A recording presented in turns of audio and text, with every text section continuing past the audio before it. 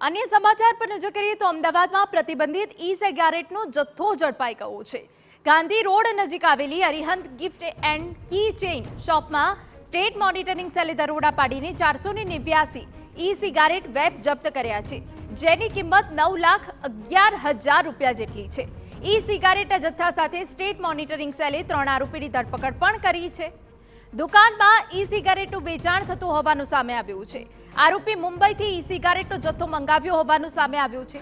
ई-સિગારેટ મોકલનારા અને મંગાવનારા સહિત 11 આરોપી વોન્ટેડ જાહેર કરાયા છે। સ્ટેટ મોનિટરિંગ સેલે આ કેસની તપાસ કાલુપુર પોલીસે સોંપી હોવાની વિગતો છે।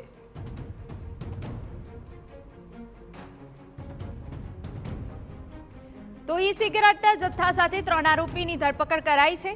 ગાંધી રોડ નજીકથી દુકાનમાંથી ई-સિગારેટનો જથ્થો ઝડપાઈ ગયો છે। સ્ટેટ મોનિટરિંગ સેલે આ કાર્યવાહી કરી છે અને 3 આરોપીની ધરપકડ કરી હોવાની વિગતો મળી રહી છે।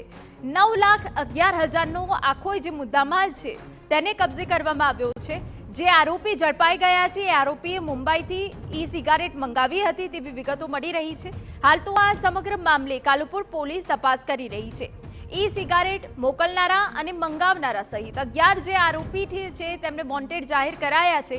પોલીસ તેમના સુધી પહોંચવાના તમામ પ્રયત્ન કરી રહી છે, પરંતુ આપને જણાવી દઈએ કે ગાંધી રોડ નજીક દુકાનમાંથી ई-સિગારેટનો જથ્થો ઝડપાઈ ગયો હોવાની વિગતો મળી રહી છે।